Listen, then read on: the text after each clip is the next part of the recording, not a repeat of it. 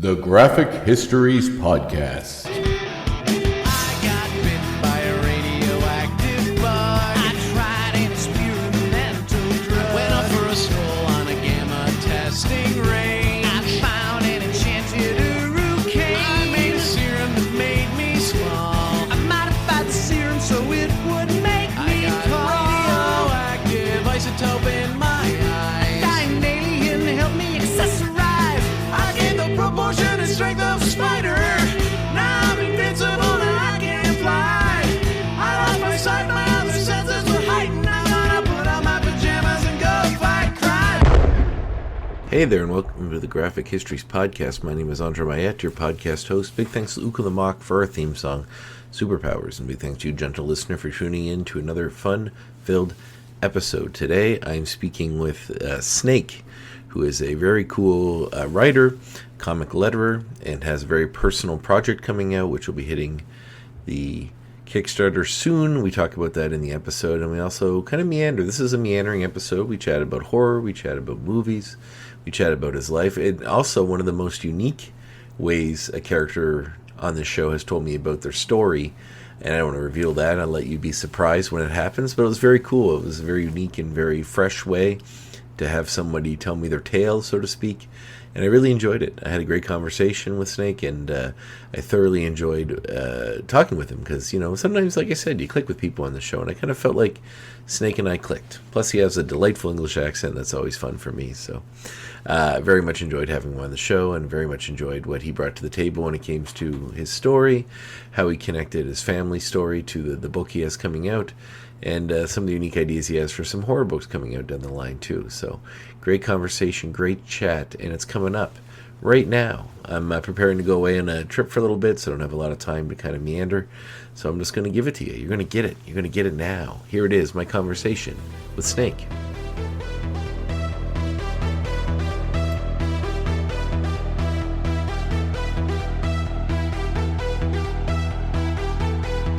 Cool. Welcome to the show, man. So, where are you calling in from?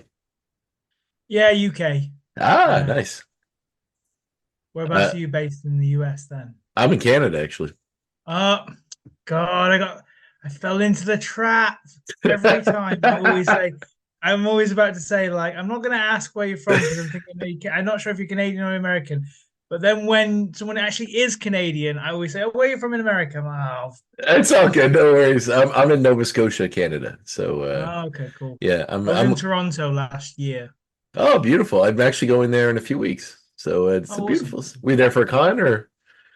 No, just a little bit of an adventure, really. I'd not been to Canada before, so I went to Quebec, Toronto.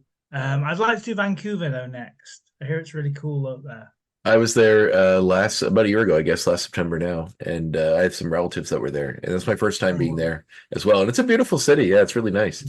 I mean, it's kind of like Toronto, but like the weather in Canada, the weather fluctuates depending where you are. The West Coast generally stays quite warm. Even in winter, it doesn't really go below zero very often on our system of temperature.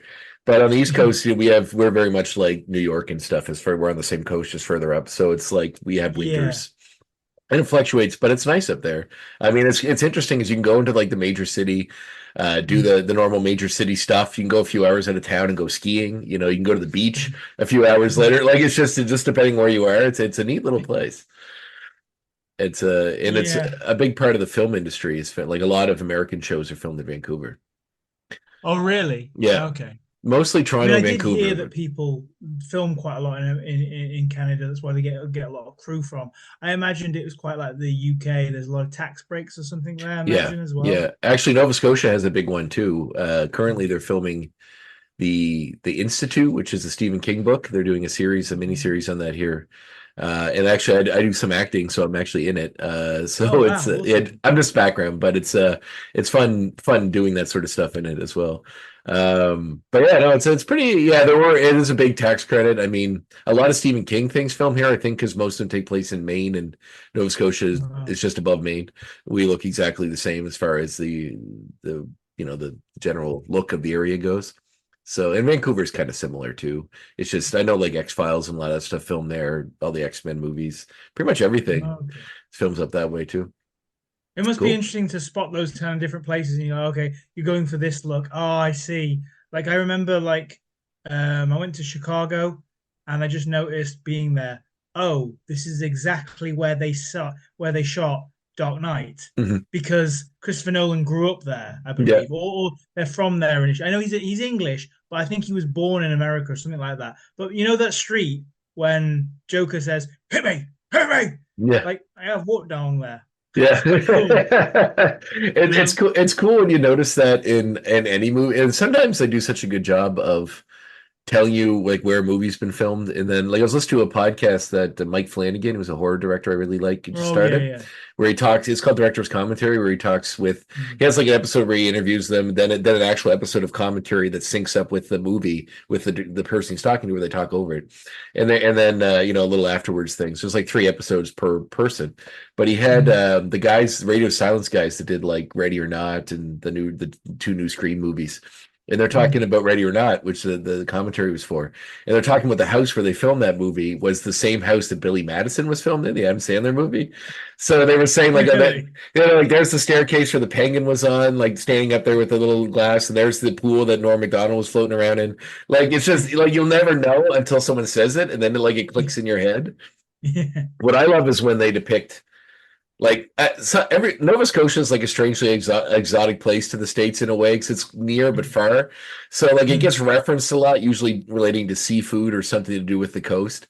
So every once in a while you'll see it in another show, and I always really dig that because it's usually never filmed here and it never really quite looks like here. Like they think everything is on the coast, like we're all living in fishing villages on the coast, Yeah. which we're not. Like I live in Truro, which is about an hour from Halifax, which is the capital, but it's right in the middle of the province, so it's not like we're all out fishing and whaling and stuff or whatever they assume we do. But it's a But it's that insane thing where people do that thing where they say, yeah, Chicago, we need that New York look, and Chicago really does it. What are you talking about?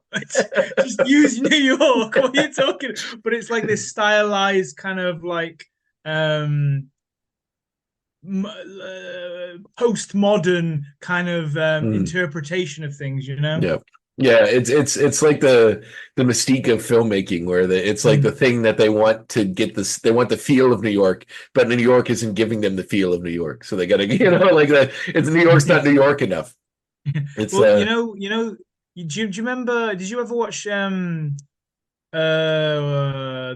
Bond film with Javier Bardem? yep. Skyfall.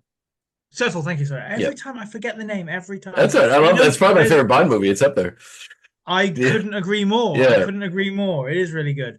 But you know that tower, that Japanese tower. Yeah. So I used to live in London. I lived in London for 17 years. I don't live there now. I live in Manchester. But like that was round the corner from me. It's not Japan. Yeah. It's Liverpool Street in London. And me and my friend, we used to smoke outside there on night out. So we'd just sit there smoking and be like, yeah, we're in a Bond film. Yeah, this is cool. But yeah, it's movie magic. Yeah, that's wild. That's really, really funny. Cool. Awesome. All right. Well, so were comics like, were you always a comic fan as a kid? Or is that something that kind of came later? Yeah, it's my thing. Yeah, I grew up. Well, why don't I give you a spoken word poem Sure. that tells you about my backstory? I would Give love about that. 5 minutes. Is that okay? Oh, yeah, we got time. I have 100%. Okay, so I'm excited. This is like the most unique way someone's told me their story. So this is great. It's fantastic. yeah, it is a nice gimmick. So just before I go, so this is what I always say. So people say to me, like, what advice would you give people to, get into comics and stuff like that? I'm like, use your skills.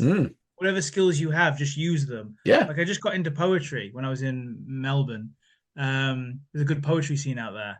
And Really? so, Cool. one of my for this Kickstarter campaign for the comic, one of my rewards is I'll write you a poem. Oh, that's cool. Anyone wants to pay me I think it's about £70 or £75. I'll write you a poem of whatever topic you want, about 3 or 4 minutes long, Give me like 2 weeks to write it, and then I'll perform it to you. And it'll be a personalized, customized poem, whatever you want. That's And I'll win awesome. awards. That's a great idea. That's just sound advice in life and anything you do. Like obviously find your strength and use it. But I mean, yeah, adding that's a really unique. I've never seen a Kickstarter offer something like that. So that's very unique and very cool. So this is a poem called A Life in Panels and Pages. Mhm. I've been into comics since I was a kid, before this Marvel DC adaptation bullshit hit. Forget film and TV moving images, it's all about the unified synergy of words and pictures, a literary super team up, creating fictions to rapture imaginations. Through school uniform and black tie work, I've always had my head between pages, forged with the intelligent craftsmanship of artist, writer, creatives. These 24-page coloured bits of paper have shared space with me through the ages. But there are 4 landmark reads that bookmark my life in stages. The first comic I'd like to mention is the dystopian political page-turner Transmetropolitan, with a futuristic Hunter S. Thompson as its main character. I brought this comic with me, luckily, on hour-plus long-haul journeys to work as a customer service monkey at a call centre company the other side of the city. Cattle-cramped carriages and commuter silences faded into the background, with my imagination spellbound. Because these comics are more than just paper and ink. They're linked to a safe space where my head can think and wait for the darker things on my plate to dissipate.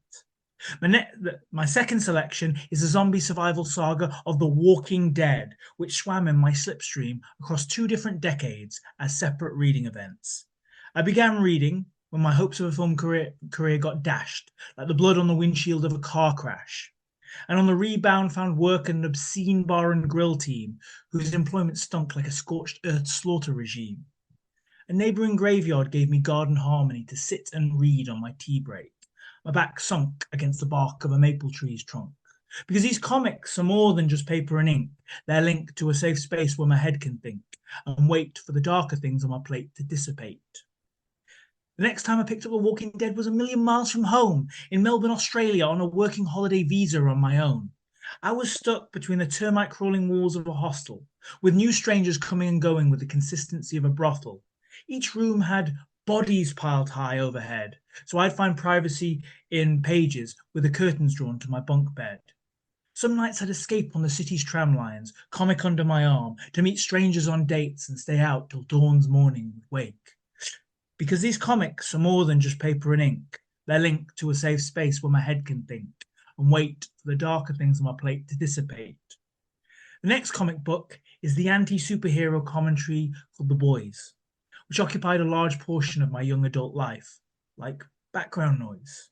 I bought the first $2.99 issue on my first week of university, when the leaves dressed in an autumn-coloured burgundy. For 7 years each month, this comic kept me company, like the clockwork visits of a separated parent, mindful of custody. Through sandpaper breakups on campus halls and through hangover wake-up calls on shared house kitchen floors. Because these comics are more than just paper and ink. They're linked to a safe space where my head can think and wait for the darker things on my plate to dissipate. My final comic is the fantasy western known as Preacher, whose sunburnt pages encapsulate the perfect story for any reader. I grew up reading this comic on my cousin's acrylic carpet floor after borrowing it from his extensive comic collection drawer. While him and his collective crew would play games of FIFA World Tour, I'd be left in the corner and ignored, a cast-out orphan, but delving deep into this comic's allure. And as I grew older, my love for this comic endured. Reading it became an annual ritual of the tallest order. My usual plan is a Christmas read, as the snow paints the land, wearing striped fingerless gloves to warm my hands. Because friends and relationships come and go, but comics have never left me in a park on my own. For a lone ranger like me, prone to isolation necessity, our relationship is a lifelong fixture. I can always curl into a corner with pages between my fingers, to be enveloped in a resplendent world of words and pictures. Because these comics are more than just paper and ink. The panels and pages are synced to the lifeblood coursing through my veins, so we travel in parallel lanes through the pain and mundane of the day-to-day strains and journey forward through future gale-force winds and rain until the end of my life's reign. Thank you. That was beautiful. Wow, and that's a great way because you gave me so much just from from that. That's amazing. Oh wow, and you named several of my favorite books. They're all up there. I love that Transmetropolitan was the first on the list because I'm a massive fan of that book, and I actually recently read Fear and Loathing in Las Vegas because I've always been a fan of the movie, never read the Sure, book. yeah, of course. And I never realized how close, like Yeah. the style. Like I'm a big Warren Ellis fan, and I Yeah. was a big fan of that. I mean, I came to him, I think, maybe through Planetary, and then discovered Transmetropolitan afterwards. But that book was so amazing. Like, what age were you when you discovered that? Was that when you were? So this is this weird thing. So I had this like, and I'm not, I'm not endorsing like pirated material and stuff like that. Oh, But at the same time, yeah, I have a really big appetite for comics. Mhm. I read a lot of stuff, yeah. and so it was always a problem because it's 10 volumes. Oh, yes. So I bought the first one when I was like, I must have been like 14 or 13, and I read the first one. I thought it was great, and then I just never got read because it was so, you look at it and go, oh, it's a lot of money, and then I just I pick up my singles every month, and it's just be easier to buy those. And then finally, I was working in London at that call center actually, Yeah. and I would go to work every day, and I downloaded the whole thing, and I hated my time at that call center. I loathed it with a passion. There's something so soul-sucking about that work. Yeah. And I still kind of do it occasionally sometimes as well. Well, it's just there's very few people that are happy to get a call from a call center, and they certainly don't treat you well, that's for sure. But I remember that was the best part of my day. I remember exploring that story and being like, this is nuts. This is awesome. Wow. So I don't want to shit over Ellis because he is awesome, but I don't really like his latest stuff. His latest stuff has slipped for me a bit. Like his early stuff is so good, and I personally think, and I'm a big Constantine fan. I'm a massive Hellblazer fan. Sorry, excuse me. I'll say the proper name, Hellblazer. Yeah, absolutely, yes. Prefer, yes. And I think his run is second best to Garth Ennis's. Yeah. Even though it's so short, I really think he just gets it completely perfect. He does this like perfect horror, perspective. That haunted story is fantastic, and the one with the ex-girlfriend. But I mean, even the one that they didn't publish, Shoot, I think it's a fantastic book. And it's funny because I talked to Paul Levitz on the show, who is the editor-in-chief, and I didn't realize when I talked to him that he was the one that cut that issue from going out. And I would have loved to have asked him about it. I don't know what his response would have been. He probably, I don't know, but he seemed fairly chill. But it would have been interesting because I know Warren Ellis has stated, and it was part of the reason why he left VC was because of that whole exchange. So, but and then went and did like Gravel, which is basically Hellblazer, really, but like a combat magician as such, which I like. It's good, but you can just tell he wasn't done with it, Yeah, like that. Yes, 100%. Gravel was an interesting one. I was a huge fan of Fell, which he didn't. It had like 3 episode issues, and then he never went. Like he's so good at having awesome things and then never going back and finishing them, and it's frustrating as a fan. Didn't you hear the story about why that happened? No, not about Fell. So he wrote he had the next 2 scripts written, and they got deleted, and his computer crashed, and he lost them. And then he kept saying he was going to go back and rewrite it, and then he just didn't, and that was it. That's not that satisfying. He could have rewrote them. Come on, man. I know. It's this weird like writers thing where you think, I'll never be able to do it as good, but it's absolute bullshit because actually, if you go back, you'll write it better, if anything. Yeah. I read somewhere, I think it was Taika Waititi was talking about he'll when he writes a script, he finishes it and he puts it in a drawer and it sits there for a year. And then he takes it out, reads it, destroys it, and then rewrites it from memory. And then and I was like, what an interesting way to do it. Because then he kind of gets rid of all the crap, like sums it up better the second time around and gets rid of the extra stuff that wasn't necessary, that was kind of put in because it was really precious to him at the time, but maybe not so much a year later. And it was a very interesting process. But yeah, I mean, he could have done that. Come on, Ellis. I'm sure he's listening.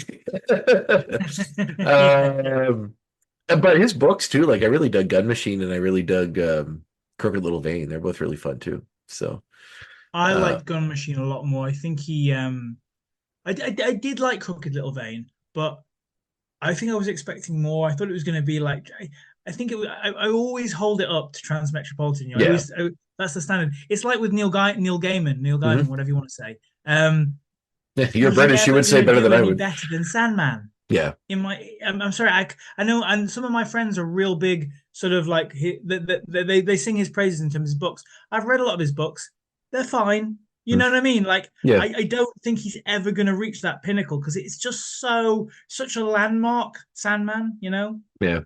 There are creators too that like to me, I'm a massive Grant Morrison fan. And Sure.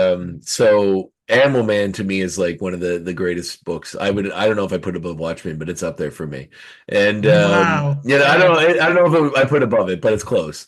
But like the Invisibles and Doom Patrol and all those books, like his run on X-Men, like all that stuff, I hold in very high regard. Um, He is a but nutter as well, isn't oh he? yeah, I actually just started. I just You know started. what I got? I went to the comic store. I worked in two comic stores when I was a kid, a Uh-huh. bit younger. And you know what I found? I found an original press single issue of Grant Morrison's How to Kill Your Boyfriend. Oh, nice. I got the trade, but yeah, that's nice. What was it? I've got the original baggie at home with some cardboard backing, but original comic, yeah. I've got all I'm not as big a obviously big a Grant Morrison fan as you. I dip in and out of his stuff, but Hmm. I have all the kind of weirder, smaller stuff with Grant Morrison. For Yeah, me instance, too. yeah, I mean, like for instance, obviously the thing that was made into a TV show, what's it called? Happy? Yeah, Happy. Yep. And you know what? I still think the comic book is better Oh, I agree. I because agree. like they turned him into basically Marv, Yeah. and I was trying to tell my friends, I was like, it's not like that. I mean, Hmm. it is like that, but he's not Marv Part Two. Do you know what I mean? Yeah, From yeah, Sin City. yeah. Um, I like where the show went. It was interesting, and Christopher Maloney was very good in it, and so is Patton Oswalt. And I would have mm, loved to see it continue on. I love the end of the season. I don't think it's been off TV for a while, but I don't think the second season ending reveal that God is like the ultimate imaginary friend, and voiced by Jeff Goldblum, which I thought was really fun. yeah. Like I I mean, love, they expanded on it because it's only four. It's a mini series of 4 issues, and they made a TV show out of it. So fair yeah. enough, But Morrison worked on the show too. Like I think he wrote the scripts or something, so he had a hand in it. But I've Right. actually just started listening to because I listen to a lot of podcasts, and I like to read. Like I like the tactile reading when I read. Sure. So I don't when I listen to audiobooks, I tend to do nonfiction ones because they're kind of closer to podcasts and they're, Mm, I listen to them driving and stuff. I like to read a fiction book. But mm. Super Gods, I got the audiobook version of, and I just started listening to it, which is like him going through the history of comics. And he draws a lot of parallels that you don't think about with those heroes and those villains and when they came out and where society was at the time. It's very interesting. Oh, okay. It's Yeah, it's yeah. well Because worth checking out. it's a Um, representation. Because obviously, fiction is always a representation of what's going on around, of yeah, us, of our social consciousness as a society. Things that makes sense. Wow. yeah, it's very interesting. Like he draws a lot of parallels to things I wouldn't have thought about with certain characters and how they relate to each other. I mean, there are obviously some pretty obvious things, but there are a lot of other ones. And he does draw parallels to like where he was as a child and where society Mm, was with like the fear of the atom bomb and like and mm. then Superman coming out and him getting those comics in the UK and because he was in Scotland, right? And those sort Yeah. of things. So it was very interesting. It's well worth checking out if you're into that. Cool. Cool. So you grew up in England? You were born there? Yeah, yeah. I was Yeah. born here. Yeah, so always sort of lived here, and just always been into comics. And then just, I know you have to say the thing of like, lockdown. Obviously, I know a lot of people lost people because of it, and it was a Hmm. bad time for some people, for a lot of people. It wasn't that bad a time for me. I had time to do work and read a lot of comics. Hmm. You know what I mean? Like me and Yeah. my friend always said, we've been preparing for this our whole lives, just reading stuff. You know? But still didn't quite read. Like I was thinking the same thing as I'm a big reader too, and like in movies and everything. And I'm like, now's my chance. I'm finally going to get to read all these novels, and I've read a few, but not nearly as much as I probably should have. You know what I mean? Like it was there. I feel like a lot of people, myself included, didn't take as much of an advantage of it as we should have. and just drinking and sitting on my front step and watching the sunset, which I guess is nice, and there's nothing to be said Yeah. for that. But yeah, it's like I could have read more. I should have read all of the, I should have read the entire Stephen King Gunslinger series. I could have read all of that. I could. But anyway, so that reconnected you a bit, or you got caught up through that period? I started making comics. No. I studied film and I wanted to be a filmmaker. And then I worked in the film industry as a prop man Oh, and cool. a script reader. Oh, And script reader must have been interesting. Like, because no you would money probably though. be, No yeah. money. But isn't that mostly like temp work that's given to like people that are assistants to directors and stuff? Yes, but Yeah, however, in the UK, the film council got disbanded. right. So then, and that was like the hub of script readers. So Mm. then, when that disbanded, production companies, people want to make film stuff like that, they just get interns to read the scripts because it's free.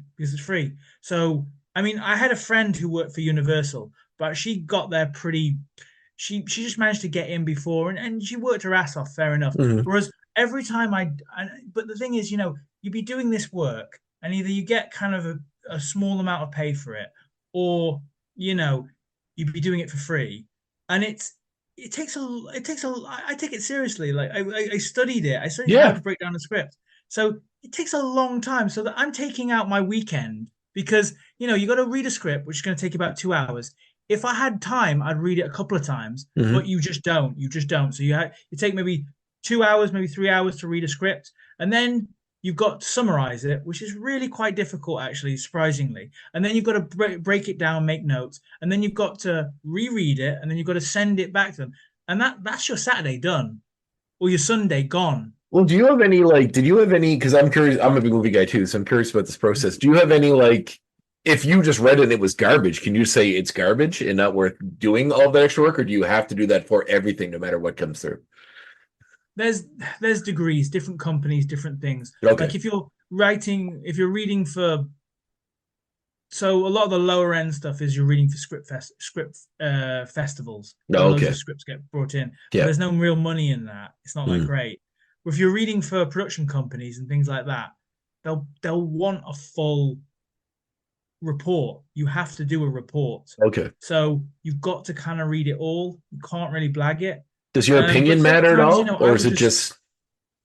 Does your opinion matter at all? Like, can you say like this is pretty like not I great, or mean, is it yeah, mostly? your opinion does go in Okay, there. cool. I mean, All you've right, got to cool. keep it. You've got to use structures and be kind of objective, but then also you can All right, cool. put in your opinion in there as well. Yeah, I wondered that because like it It's a seems like weird it's thing personal because too, right? So yeah, yeah. it's a really weird thing because sometimes I would just be like, "This has wasted my time. You've Mhm. wasted my time," and I'd Yeah. be a bit angry in the report. I'd be a little bit hostile. And Yeah. once or twice, one or two of the producers did say to me, "Dude, we've got to send this back to the writer." I'm like, it's just I'd just be like, Telling "Yeah, me but I'm a sucks. writer. I just fucking it's not." But that was my point. Like Yeah. that you're fighting for a job that you don't even really want. It's a Mm, helpful job to have as a writer, but it's not the goal. The goal is mm. to become a writer. So when you start, so I did for about 6 months, and then I couldn't. I took what I needed from the job, and I just left it. But Was the anyway, temptation to do your own script and slide it in there high? yeah. Yeah. And yeah, so I'd written screenplays and theater, and then I just started and then just doing and then I started just working a general 9 to 5 job and Mm, writing in my spare time, a lot of hours in my room writing. And then I just started making comics during lockdown. mm. And I just thought, fuck this, fuck theater, screenplay, all of it. I'd rather do comics because the collaboration is so amazing and the process. And I was like, I love comics. It's all I've read for years. And it's also it's a smaller team. It Yeah. still costs a fortune to sometimes make comics. Like if you want to do one issue and your artist charges $100 per page, it's still going to be about £2,000 or $2,000, Mhm. whatever. But it's more doable than a film. I mean, that's you know thousands and thousands of dollars and pounds. So it's just easier. And then when you're when you give a script to your artist, he goes away, he draws something, he comes back, he gives it you, and it's better than what you thought and what you had planned. It's the best feeling ever. It's it's up there with having sex, whatever. It's up there. It just really makes your day. So Well, it's great because like it to me visually, like filmmaking and I'm a huge fan of both. But comics, you're right, you can kind of execute your vision, but do it with a much smaller circle. You don't need to rely, like I find as a creative type and someone that kind of loves organization and also like, am very focused when it comes to getting things done. I find it hard to rely on other people sometimes, to get things done. So in the film industry, especially the independent film industry, because there's a little bit of a lackadaisical approach to it depending on your group. There's so many moving parts that you have to keep in check. But with comics, it can be as small as you and the writer and the artist. That's it. But I mean, when you get into printing and all that stuff's a whole other ballgame. But yeah, like it does give you, and plus, you can, if you have the right artist, you can have huge roving landscapes, pictures, everything, and not need that budget for the effects or all the stuff you need to do it. So yeah, that's awesome. So that's why I became a letterer, because it was just a practical concern of me not wanting to pay an additional person. And then now I love it. I love it, and I love getting a second pass on the story. So I write the story, pass it over to an artist, and then he gives me the artwork back, and then I get another pass on making sure that my dialogue does fit, or maybe it doesn't. Maybe I don't need it anymore. Maybe he's telling me everything in his pictures, so I can cut that. And that's like awesome. That. And I also, it just brings me closer to the project. And I try and take a look at the greats like Todd Klein, Richard Starkins, those kind of letterers, and how to use lettering to tell the story as well. That's awesome. Well, like you're literally describing directing. Like that's like saying like the script is the script process, the cinematographer is the artist, and then when you're at the editing process, putting in the lettering is where you get to repass and see if it cuts together the way you want it to. Like it's fascinating to kind of put those two worlds together. That's really neat. And actually, there's also a link there as well. A lot of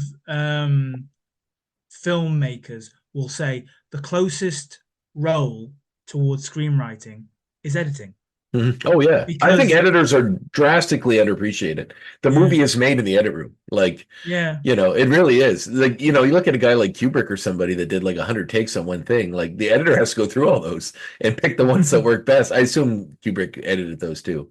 But in that world, in other worlds, there are people that do that. And if the director's not part of it, which sometimes they are, and I think it's better when they are, but the editor is like really the person, and you have a deep respect for that because movies are made in the editing room. They really are. Like it's insane. Yeah, cool. Were your parents like supportive of you doing artistic stuff endeavors, or do they have a more? Yeah, cool. Yeah, pretty much. I mean, my parents.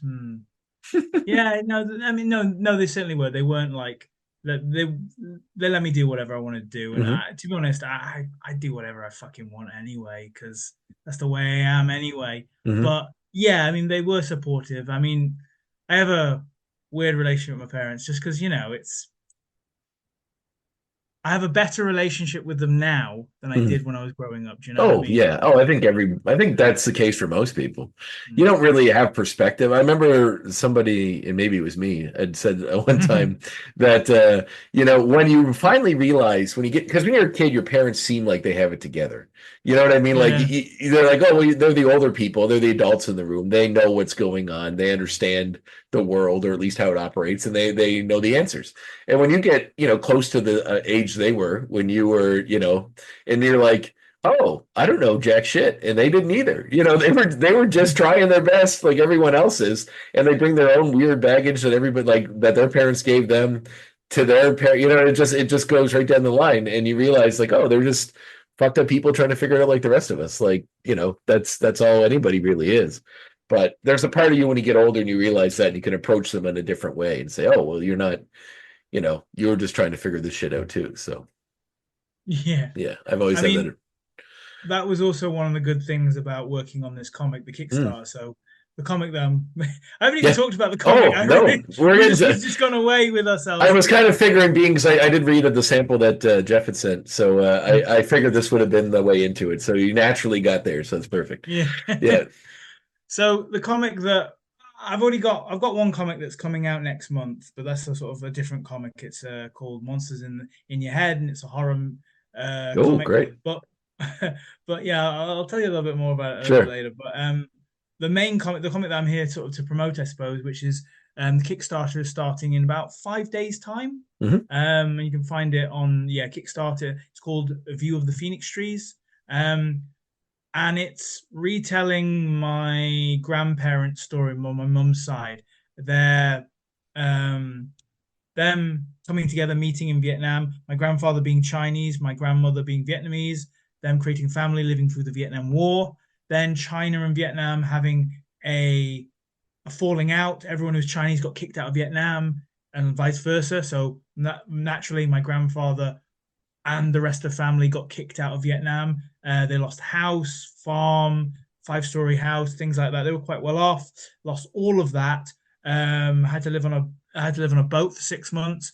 And there is, if you look at the history, there was sort of like a mass exodus from Vietnam, and these people were called the Ho people, the boat people, and so they just took off on these boats. So my grandparents' family, they stopped in Macau. They were put in a camp in Macau for 2 years until finally they managed to settle in the UK. And my comic is about that story. I grew up listening to that story. My mum telling me that story. And interesting part about the story, the events are true. Those events are true.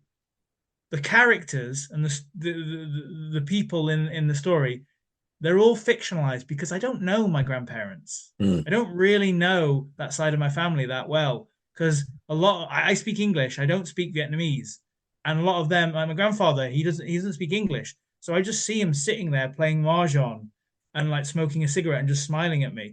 So you have to kind of come up with a bit of artistic license, and that's where the writer in me comes in. Mhm. But all those events did happen, but it's just that I had to kind of come up with their personalities, and plus like there's 4 siblings, including my mom in the story.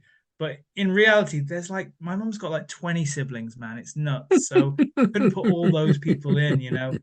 And alongside that, we tell another story, the Vietnamese creation story, about the Dragon King Loc Lan Quai and his fairy princess, and how their story, their fabled mythological story, mirrors my grandparents' story. And then both have different art styles. One is my grandparents' story is drawn sort of with Hernan Gonzalez and Damien Lefty. So the art style is a lot more realist to show that. And then you've got Andrew Drillen drawing the fantasy stuff, which is a lot more big splash pages, panels, and it's a little more cinematic. So that's the comic, really. Yeah. Yeah, it's beautiful. I love the look of it. I think it's mostly just the realistic version that I saw. Yeah, he But hasn't started actually on those fantasy panels yet. Actually, that's oh, okay, cool. That I didn't know that part about the mirroring the creation myth. That's very interesting because that's something, I mean, as someone that grew up in North America, it's in a deeply Christian sort of world. Not deeply like my parents aren't crazy Christian or anything, but I did go to church when I was a kid. I certainly don't follow any of it now. But you're sort of immersed in all of the Western stuff, the Bible specifically, and all that, and the Christianity version of it. But I've always been very interested in even as a kid, I was huge into Greek mythology and in all those other creation myths from other parts of the world. It's really cool that you could use that because I know nothing about the Vietnamese one, so that's very interesting. And also using that as a parallel with your parents, or your grandparents, that's super neat. I love that it's like kind of a warts and all story. Like it's very human. The part I read anyway was sort of delving into your grandfather's gambling and stuff like that. And I love that it was not something, you don't shy away from the part, like the real human parts and the flaws in people, because that's what makes people.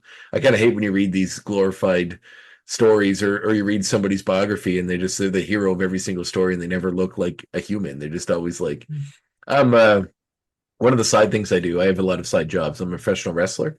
So I do, Okay, wow. so I do Okay, cool. shows and stuff in my area. And I remember I read like Bret Hart's book, who's a huge Canadian wrestler when I was a kid. But every single story was like, wrestled the best match of this guy, like gave this guy the best match he ever had, best match, best match. Like everything is just like I'm the best ever, and I have no flaws or faults. And even like when I'm cheating on my wife or something, like it was on the road, it didn't matter so bad. Like I feel bad about it, but not that bad. You know, it's like everything's just like, oh God, you know, like I love when you get a story that actually like delves into what makes us human, and flaws are a huge part of that. Huge part of that. Yeah, I mean, I think there's that gold, that character gold is, contradiction. So Mm. you've got this character that's, um, he's attentive to his family, but at the same time, let's say he's out gambling. He loves that. He has to feed that part of himself. Mhm. Things like that. So yeah, I think that's always very interesting. And I mean, some of my favorite. I love myth, and I love adding sort of additional layers to anything. So, like, one of my favorite films is Pan's Labyrinth, the idea of this Very well. absolute realist war taking place, but then you've got this mythical fantasy level to it as well, as she's trying to find a brother, unlock a brother. I mean, Yeah. help her mother, isn't it? She's dying. It's yes, but there's the baby brother. Yeah, that is yeah. it. Yeah, it was right about the Because her mother remarried the guy, that horrible captain. yeah, he's like the Spanish Civil War dude, like the general dude, and they had a kid together, and it was her baby brother with him that she was trying to protect from him, essentially. But that duality, those layers, that's where I like to sit. And it's, Sandman, look at Sandman and things like that. And that's why this is kind of like an ode to that. Or looking at, the many deaths of. Ironically, I hadn't read it before I started this, but then when I read Ram V's The Many Deaths of Layla Starr, I was like, this is what I like doing. This is what my stuff is referencing, even though I didn't read it, So That's awesome. Well, you found your narrative structure or whatever, like the theme thematically what works for you. Yeah, there's like horror. To me, good horror has always been, and I don't know if I call Pan's Labyrinth a horror movie, but I'm a huge Del Toro fan. So, when he they're definitely is a horror director, oh, 100%. Horror director. Even like movies that like I deeply love Nightmare Alley. Would I call that a horror movie? I don't know, but it kind of feels like one. Like there's certainly things in it that feel that way and are structured that way. They're supposed to put a black and white version of that. I'm very excited for when that happens. It'd be very cool to see. Yeah, I think it's going to be the Criterion release whenever that happens. But but in Pan's Labyrinth and I think it was The Devil's Backbone, it's they have a real life, real world horrible thing going on. That the backdrop and the fantastical stuff that sort of parallels it is going on in the forefront, but behind them and all around them is a real world horror. So there's such a interesting. There's a Spanish film too called Tigers Are Not Afraid, which is about like homeless kids living in Mexico. I think it's in Mexico. The guy that played Namor is in it, but it just in a small role because he was a big actor and a Spanish actor. But it's another one like that. Like, there's like kind of a bit of a mystical, a little bit of a fantasy ghost side thing to it.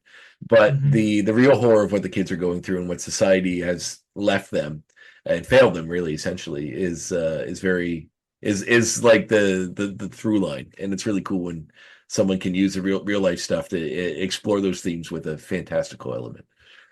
That's awesome. It just seemed a bit. I think I remember at the time the reason why I added it was it just felt a little bit plain, the story just by itself. It is a very expansive and sort of an interesting story, but I just wanted something more. I just wanted to enrich the story a little bit more, and I just love fantasy. It's just really interesting. That I think, in fact, Paul Dini did a similar thing with that Batman story he did when he got beat up or whatever. Yeah. And I really like that. Yeah, me too. That element of his fantasy, his the stories and the characters that he's created in Batman kind of worm their way into his story. I just kind of interesting. So, No, that was cool. And it's also funny how, like, as adults or as we grow with these narratives in our heads or these mythological figures, because in a way, superhero, and I know I'm not the first to make this parallel, but Yeah. superheroes kind of have supplanted gods and mythological figures in our head. If I were to Absolutely. think about Zeus or something now, I'd probably think about Superman or whatever instead. Yeah. But the idea that like there's still a part of you that's seeking help from an exterior force, and if Yeah. you've been surrounded by heroes, it's heroes now instead of Mhm. God or some saint or an angel or whatever you're expecting. But the idea that like Superman or Batman rather is like the guardian of him that he reaches to in a horrible time to almost protect him from what happens to him is super good. And have you seen the new series he did on Prime, the new one? The, The new the new, The new Batman animated series. It's on Prime Video. yeah. I mean, I like the old one. I Me too. kind of wasn't vibing as much. I'm I gonna be like it, honest. but you're right. To me, it lost some of the heart of the original one. Like there's a lot less humor in this. It's a lot darker. Um, so I miss like because like in the old one the relationship between Alfred and Batman seemed Mm, like more of a father son ish. mm, This one it's more like I feel like yeah. they don't go into it as much or show that more human side of Batman that he almost has just become Batman and the human side is nothing. Yeah. It is literally a mask, which it has been explored before, but Mm. there are aspects of Bruce Wayne. Like I don't know, I always like the shirtless Batman fighting Ra's al Ghul with a sword in the desert. Like that's the kind of Batman that I want to see mixed in with all the other dark stuff. So I don't feel like we're going to get that. But I just thought, like, I mean, I don't have a problem with it being dark. I mean, I Yeah, like that. That's my jam. But I was so looking forward to it. And then all these reviews were like, yeah, it's amazing, it's incredible. I was like, is it? yeah, Is it really? I mm, don't think I like Two Face's depiction of income. And then I watched the original. I was like, Two Face in the original is so good. It's so good, that yeah. story. You And can't then when top he it. when he falls off the rope bridge and he says, "Why couldn't you save me?" Yeah, And it's such an amazing depiction yeah, of Bruce Wayne's guilt yeah, for his friend. yeah, yeah, I was just like, no. And then they also had Harlequin in there, and I'm sorry, but the animated Harlequin, which Paul Dini came up with, the original Harlequin, yeah. is always going to have a soft spot in my heart. Oh yeah, and then like yeah, it's hard to take because they were done so perfectly the first time. Yeah, Almost every version of Batman's villains, I'd say, like Matt Hagen, like his version of Clayface, and when he's so falling good, apart and Batman's trying to hold him, and he's raining in the clay, dude. and he falls. It's so good, and You're like right on par with me, man. yeah, That's one of my favorite yeah, episodes.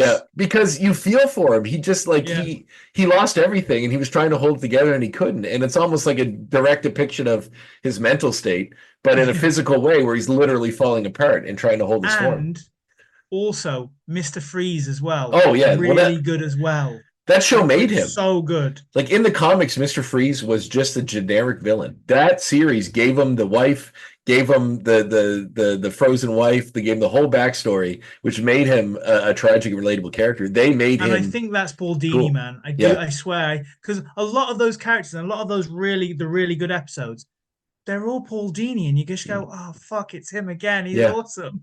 Every single tragic story, like the Riddler was always one Yeah. of my favorite Batman villains. His story isn't as tragic as the others, but his depiction in that is really cool. Even like when the Penguin tries to go straight and society won't accept him as a aristocratic socialite because he looks different than all of them.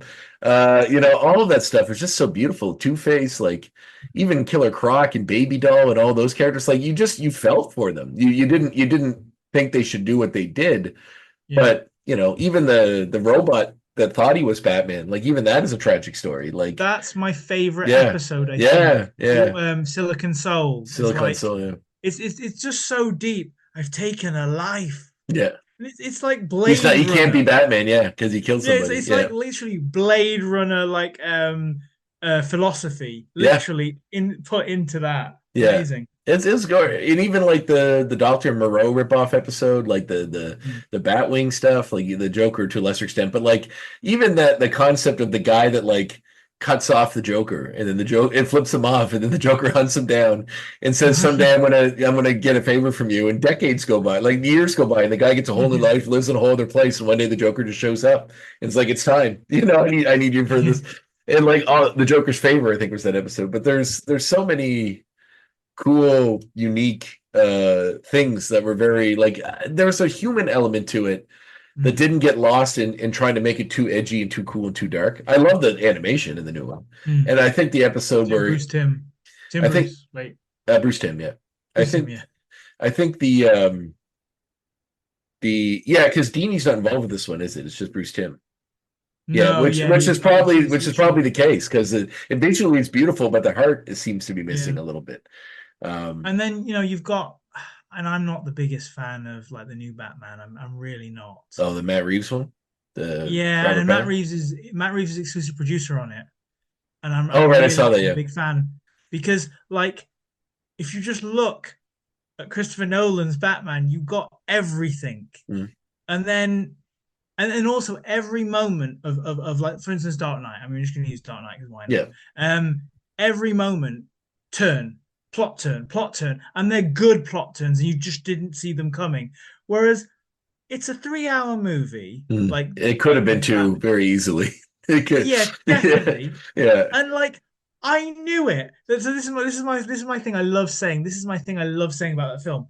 So at one point, like Batman's like, "Oh, it's you, Falcone. You're behind this," and then he's like, "No, your parents were evil. No, and they whatever. You know the story. yeah. Your parents were evil, whatever." And then it goes back to Batcave, and then he accuses Alfred and says, "What? You didn't tell me about parents?" And then Alfred turns around to him and goes, "No, Falcone's lying." And I'm like, yeah, I know. Because I've read all the comics for Yeah, the whole of my life. And all these comic fans know it. But then, even if you're not a comic fan, you watched all the Christopher Nolan films. yeah, So you know Falcone's a yeah, yeah, I get it. It yeah, was a really yeah, obvious thing.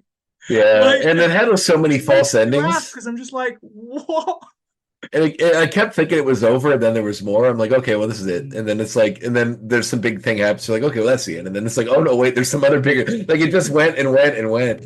And I just like, I like Batman. I like dark Batman. I just want to see a little bit of lightness. It doesn't all need to be like super dark, super shadowy. Like not just the physical, but even the emotional beats too. Like, and I like Pattinson. I think he's a great actor, and he's fine, I guess, in that role.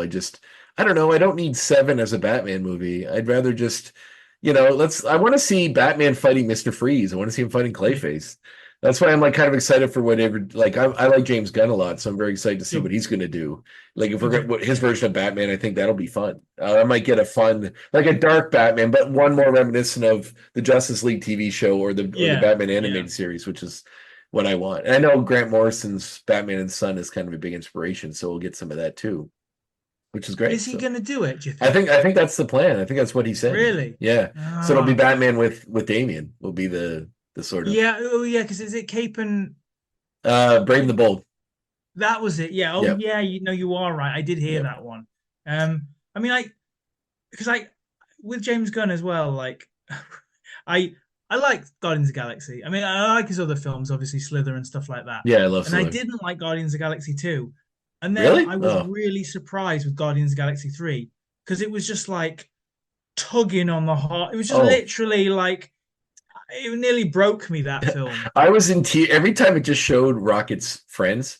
Even before we knew what happened to them, when you just saw them, I was in tears because I knew something bad would happen to them, and they were so endearing, and they're just CGI characters, but they were so well acted and voiced. Like Linda Cardellini did the voice for the otter, and she's so good. Like she's Hawkeye's wife in the main thing, but she did such a good job in that.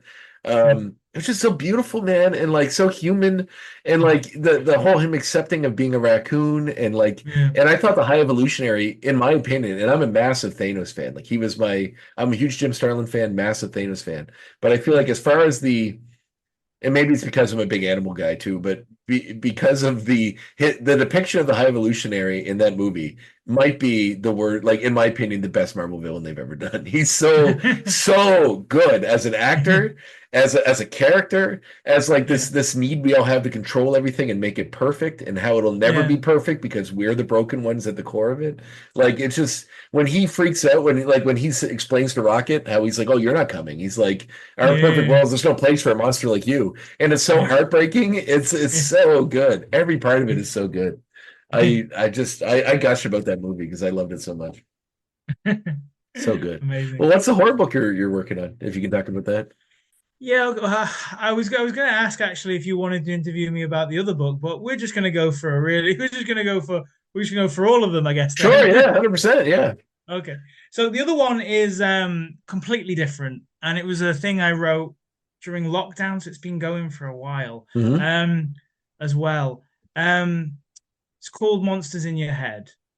Um Whitney Dangerfield is an 8-year-old girl, and she has the shittest superpower ever.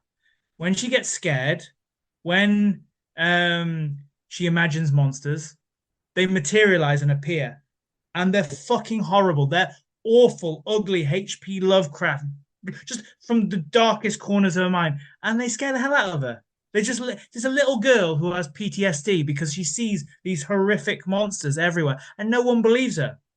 However, her best friend is also a monster, a giant hulking monster called Giggleberry, and he protects her. And that's what the comic is about. That is awesome. That sounds really cool. It's just, Man, it's a little girl, monsters beating the shit out of each other. It's kind of my fun little fix. it's funny that because there's always been like a concept for a comic or something in my head that I've never been able to really work out. But I've always wanted to be like, what if David Cronenberg made a superhero movie? And that's kind of like, as a Canadian Cronenberg and a horror fan, Cronenberg's always been very high. And this is my cat. Cronenberg's always been very high in my list of, and his like weird body horror. Like if you could take that, kind of mix in a little of the John Carpenter, like In the Mouth of Madness sort of H.P. Lovecraft Cthulhu-esque thing and figure out a way to like turn that into a superhero. I've always kind of been enamored with what's his name? The Confessor from what's that world that Kurt Busiek did? I'm blanking on it right now. The the comics he does where it's like his own universe. The Samaritan and all those characters. But there's a character in it that's Astro City, that's what it's called. Oh, Yeah. yeah. The Samaritan's like a priest who is a superhero, but is also became a vampire, and used his ability as a vampire to be a superhero. And I kind of love that horror thing. I just saw the ad for James Gunn's Creature Commandos cartoon, which looks really fun too, and kind of dealing with that as well. So There's also this little moment which I kind of like, I really liked. I was just on a roll one day with the writing yeah, of it. sounds There's great. one day when there's a monologue in it, and I think the second issue, and and Whitney's kind of talking in this little girl's voice, and she's talking about she's talking about like her trailing off and sometimes always looking quite far into the into the onto the horizon, and she just zones out occasionally, and she mirrors it kind of similar to when she sees war veterans in the supermarket and they're just trailing off, and then she just says to herself, I wonder if they'd see monsters as well. And it's like this idea of perhaps there's more out there, there's other people seeing monsters as well elsewhere. That's awesome. Cool. That sounds really neat. So the Kickstarter for this is coming out soon, you said. That's in 5 days five time from days now. time basically. So I think this episode will run right shortly after it starts. So Okay. Cool. which is very exciting. So people can check that out on Kickstarter. It's is there a particular name or is it just under the title? Yeah, just under the title. If you just go on Kickstarter or even go into Google, type in Kickstarter and then View of the Phoenix Trees, it'll come up. It's run by my publisher Chance, and it's with Edge Comics. They've very graciously helped me put this thing together. They took an interest in it, and it's lovely because you're stuck in a room by yourself for 12 hours just writing. It's been really nice to get some extra support, additional support from them, just helping out. And then, we've got various different kind of rewards, 4 different alternative covers for each issue, drawn by big comic names, guys who worked at Image and things like that. Oh, nice. And then you can get tin, you get foil versions, you can get a lot of extra additional behind the scenes, original photos of my family,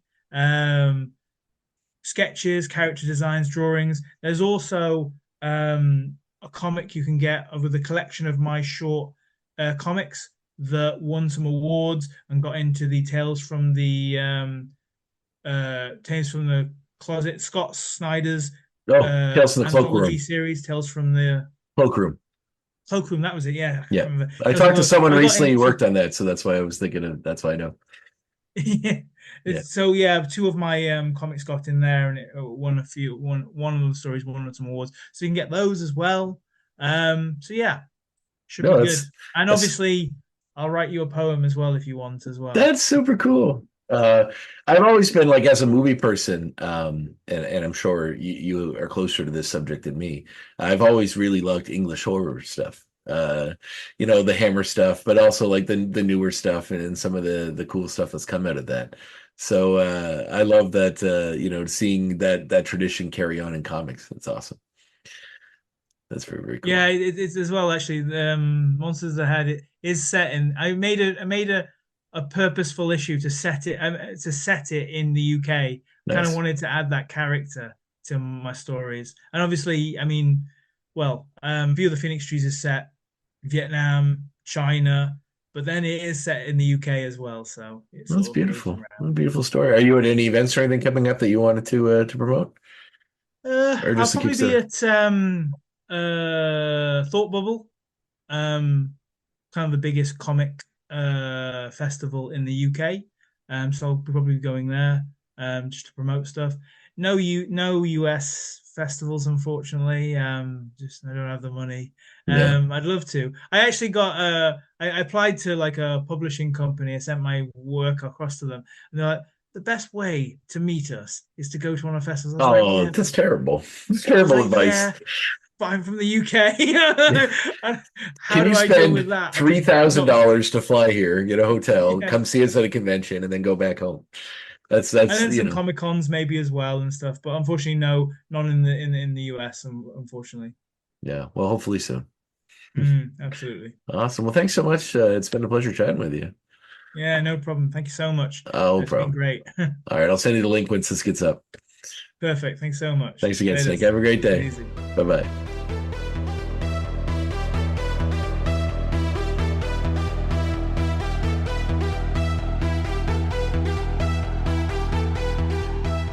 There you have it, my chat with Snake. A great conversation, very cool guy. What a story. I really love the creation myth stuff and how he ties it into his family. And also just chatting about horror and all that fun stuff with a kindred spirit when it comes to that sort of thing is always a joy. And yeah, I really had a great time chatting with him. So big thanks to Snake for being on the show, and big thanks to you, gentle listener, for tuning in. As I mentioned, I will be away for a little bit, so I have a lot of time to sit and pontificate. But you can check out our new episode in 1 week's time with our next guest, which we'll be announcing on social media very soon. You can also tune into X-Rated, the X-Men animated review show. And where Davin and I chat about all things X-Men, mostly about cartoons, but a lot of other X-Men related things as well. We recently did our top 10 favorite mutants in Marvel Comics. My number one was Namor. Spoiler alert. One of my favorites. It's a great chat and a great talk, and Davin's a really fun guy and a good partner, so good to have on the show. Meanwhile, can you do something for me if you don't mind? Can you can you subscribe? Can you tell a friend? Can you send a skywriter out there and tell the world? Just spread the word about this podcast. And yeah, I'd appreciate it if you could. I'm working towards financial independence by just being a podcaster. I think I'm the only person in the world who's doing that. I'm kidding, of course. This is a labor of love, which I love dearly, but it'd be nice if it, we got it into more people's ears, and I appreciate you doing that. So thanks for tuning in, and I'll catch you all in a week's time. In the meantime, stay safe, have fun, read some comics, get outside, and go pet an animal, any animal, maybe a safe one, a safe animal, but go pet one.